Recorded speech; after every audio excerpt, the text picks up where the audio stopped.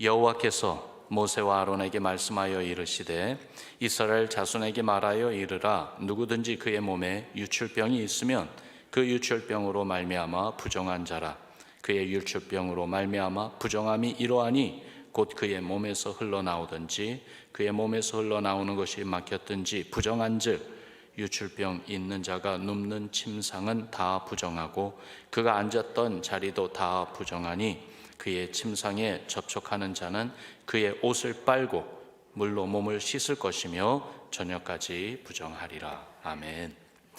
하나님의 말씀, 레위기 말씀을 보면은 하나님의 거룩하심을 따라 주의 백성들도 거룩해야 되는 그 말씀들을 주고 계세요. 그런데 그 내용을 보면은 이번 한 주 동안 많은 말씀이 그 악성 피부병 아니면 나병 이러한 내용에 대해서 우리가 보았습니다. 사실 레위기서 11장부터 15장까지 보면은 정결법에 관한 말씀을 계속 주고 계시는데요.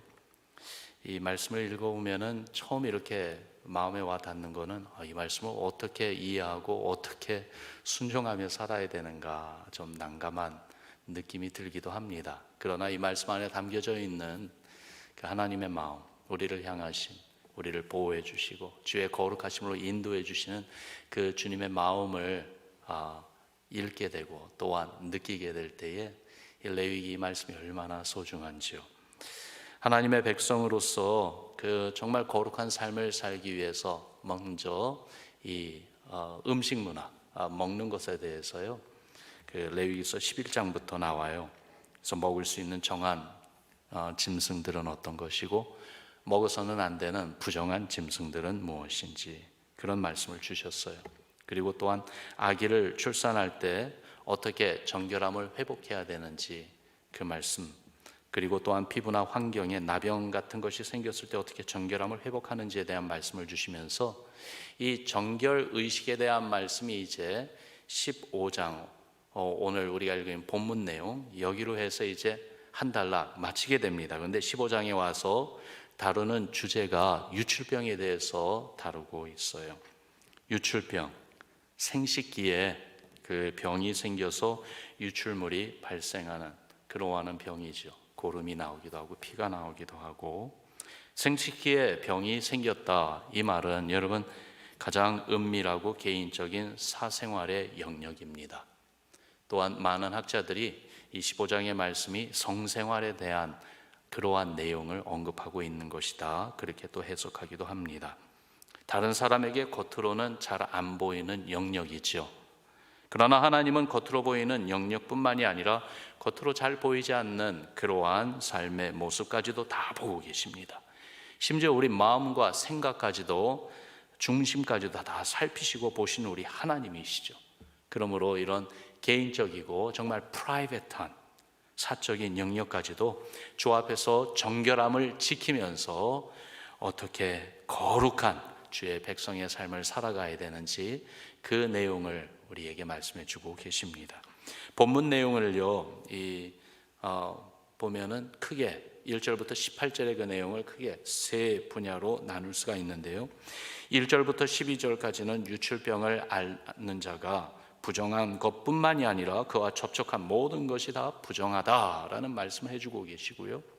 13절에서 15절까지는 정결 의식을 통해서 어떻게 이 부정하게 된 것을 정결하게 거룩한 하나님의 백성의 자리에 다시 온전히 설 수 있는지 거기에 대한 말씀을 주고 계시면서 16절에서 18절에는 남자가 설정하면 부정함으로 어떻게 정결하게 되는지 그 말씀을 또한 하고 계십니다. 이 내용을 통해서 우리에게 주시는 이 교훈과 권고를 우리가 함께 살피기를 원하는데요. 이 본문 내용의 이 말씀을 통해서 깨달아야 되는 것, 감추어진 부분도 주님 안에서 거룩해야 된다는 말씀입니다. 2절 말씀을 보세요. 2절에 보니까 이스라엘 자손에게 말하여 이르라. 누구든지 그의 몸에 유출병이 있으면은 그 유출병으로 말미암아 부정한 자라. 앞서 말씀드린 것처럼 유출병은 생식기에 병이 난 거라고 말씀드렸죠. 감추어진 곳에 대한 것입니다. 왜 이런 내용까지 하나님은 말씀해 주고 계신가? 왜 그런가?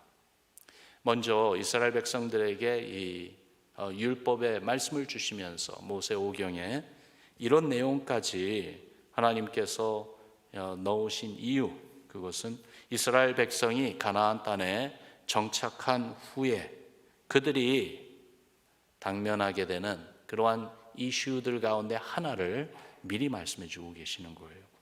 가나안 풍속, 가나안 그 거민들의 종교를 접하게 될 텐데, 가나안은요 우상 숭배로 바알 숭배를 하는 그러한 곳이었습니다.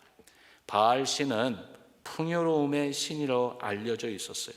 농경 문화 사회에서 그래서 참 중요한 그러한 우상이었죠. 그런 바알을 숭배하는 의식 가운데는 성적인 문란함이 많았습니다. 하나님은 이런 유혹과 시험에서 주의 백성들이 철저히 구별되기를 원하셨던 거예요. 많은 학자들이 여기서 말하는 유출병, 이런 문란한 행위로 인해서 얻게 될 병이라고 그렇게 해석을 합니다.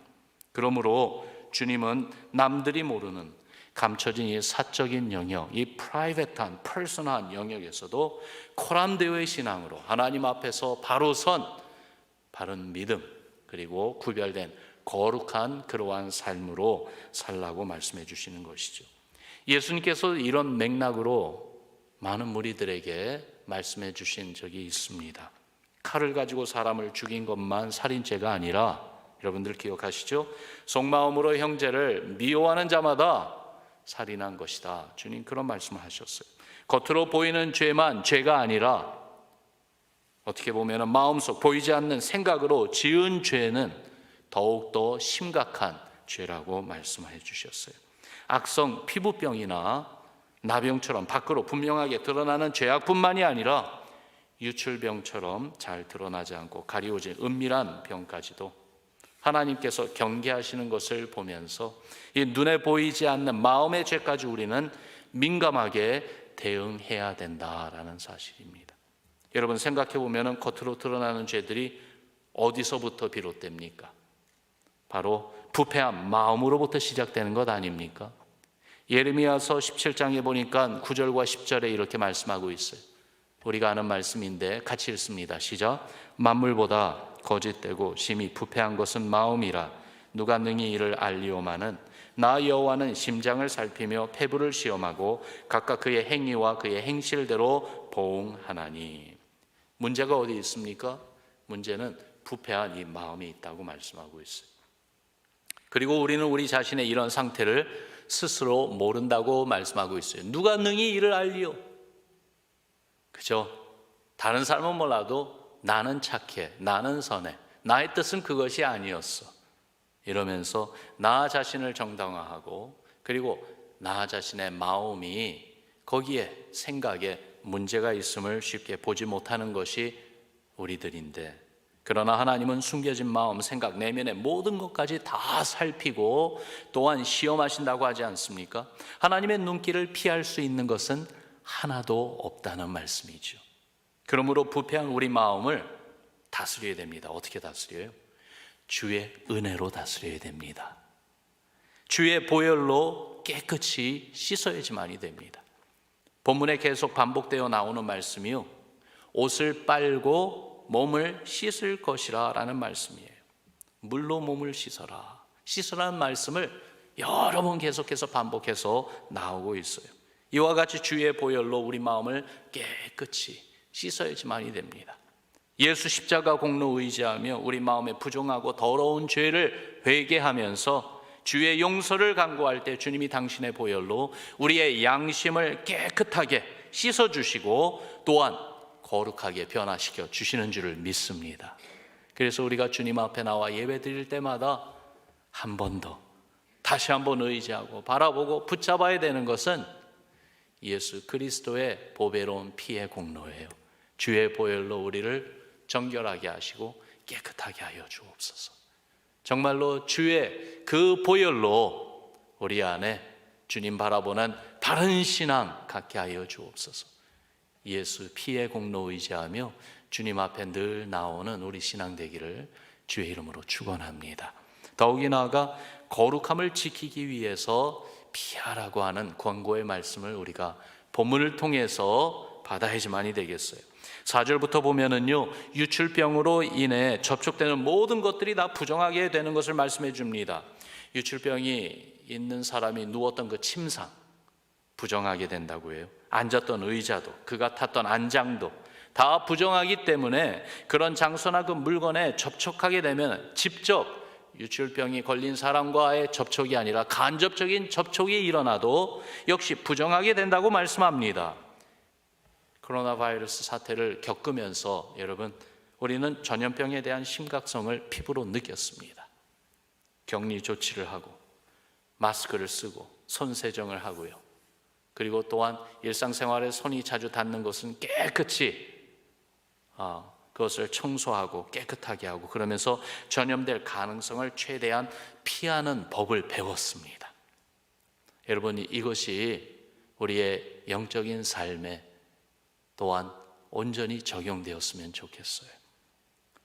영적 죄악된 것들로부터도 피할 줄 아는 지혜와 또한 결단이 필요합니다. 하나님의 말씀은 이런 내용의 말씀을 우리에게 여러 번 주고 계십니다. 여러분, 시편 1편 1절 말씀, 우리가 이 말씀도 잘 알죠? 뭐라고 말씀합니까? 복 있는 사람은 악인들의 꾀를 따르지 아니하며 죄인들의 길에 서지 아니하며 오만한 자들의 자리에 앉지 아니하고. 한마디로 말한다면 피하라는 것이에요. 악한 자들을 피하라는 것이에요. 악한 죄가 행해지는 그러한 자리를 가지 말라는 것입니다. 그 길을 따르지 말고, 그 자리에 서지 말고, 그 자리에 앉지 말라는 것입니다. 피하라고 말씀하고 계시죠. 디모데전서 6장 11절도 보니까 오직 너 하나님의 사람이 이것들을 피하고 라고 그랬어요. 하나님의 사람들은 정말 피해야 될 것이 있는데, 이것들이란 세상 욕심과 교만과 마음이 부패하여 짓는 온갖 죄악들입니다. 이것들을 피하고 그러면서 믿음의 선한 싸움을 싸우라고 말씀하고 있습니다. 그러니까 이 부정한 것들, 또한 죄악이 많은 그러한 요소들, 그것을 쉽게 피할 수 있는 게 아니에요. 영적 싸움을 치르듯이 치열한 싸움 가운데, 누구와의 싸움이겠습니까? 아마 다른 요소들보다도 나 자신과의 싸움 아니겠습니까? 피해야지, 절단해야지, 버려야지. 그러면서 계속해서 죄악된 그러한 자리와 그러한 모습들로부터 피하고 도망가려고 하고, 오히려 거룩하신 주님 앞으로 달려 나오려고 하는 그러한 모습 말입니다. 데살로니가전서 5장 22절에도 보니까 악은 어떤 모양이라도 버리라고 했습니다. 근데 사실 이러한 말씀들을 생각해 볼 때에 이 말씀대로 살아간다는 것이 쉽지 않죠. 죄가 가득한 세상에서 우리가 살고 있잖아요. 우리가 대하는 그 많은 사람들, 죄에 대해서 무감각합니다. 죄를 일삼는 삶의 모습으로 살아가고 있습니다.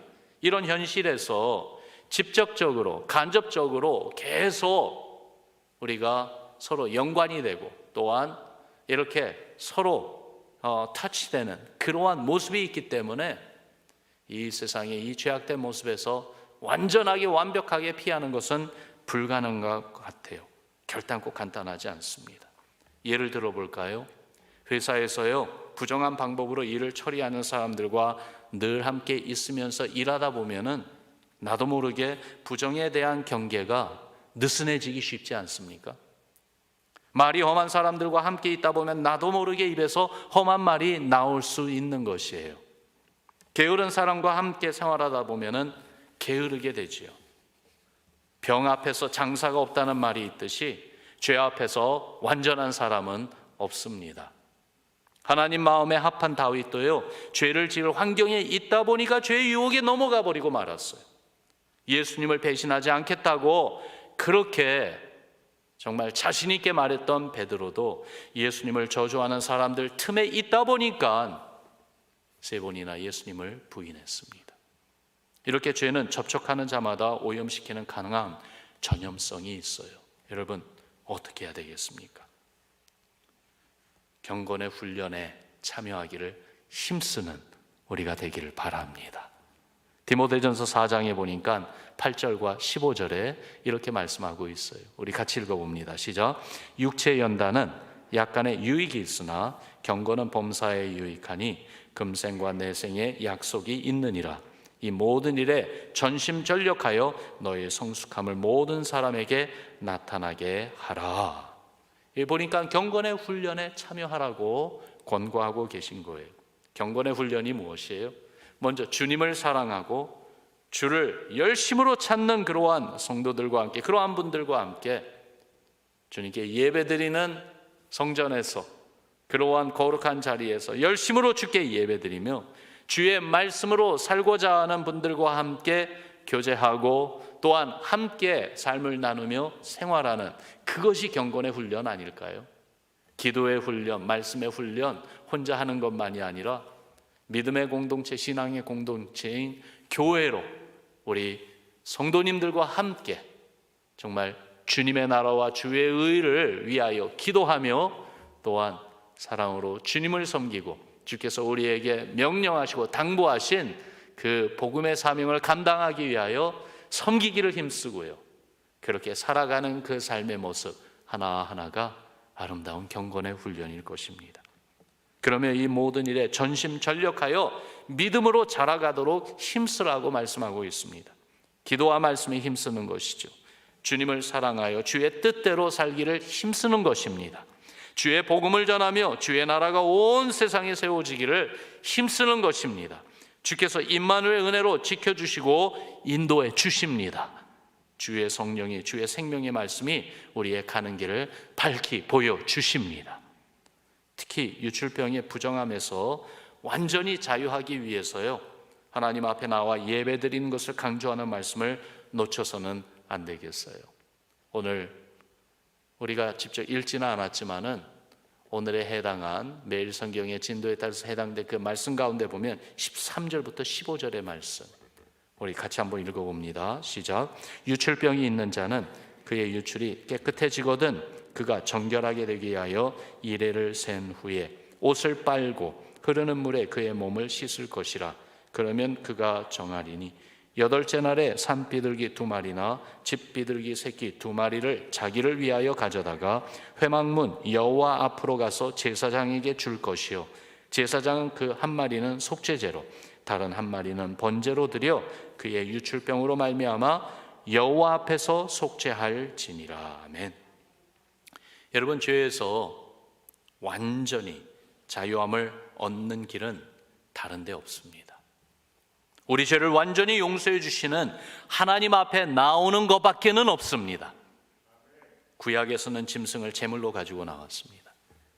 속죄 제사를 드리고 또한 번제 제사를 하나님께 드려야 했습니다. 그러나 우리는 짐승이 아니라 하나님의 어린 양 대신 예수 그리스도 십자가 공로 의지하며 하나님 앞에 나옵니다. 주의 보혈의 공로 의지하며 나옵니다. 그러며 주의 이름으로 온전히 회개하고 간구할 때에 하나님의 용서를 받습니다. 정결하게 됩니다. 거룩하게 되는 것입니다. 그러므로 예배에 늘 나와야 됩니다. 예배 드리는 그 시간, 하나님 거룩하신 그 임재 가운데 나아가는 그 놀라운 은혜의 현장 늘 사모하면서 주님 앞에 늘 나오기를 힘써야지만이 되겠어요.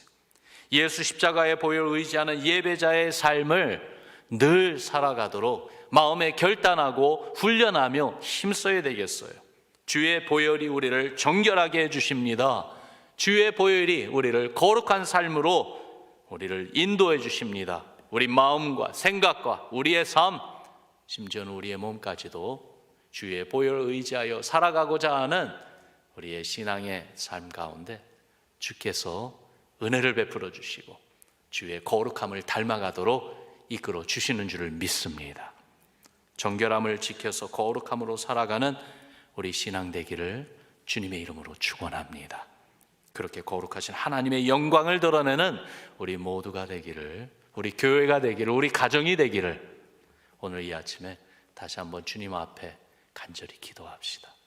우리 같이 이 시간 기도하겠습니다. 기도할 때에 외적인 면이 아니라 내면의 삶, 우리 마음과 생각과 쉽게 다른 사람들에게 드러나지 않고 보여주지 않는 그러한 사적인 프라이빗한 그러한 우리의 그 삶까지도 예수의 보혈로 정결하게 하여 주옵소서.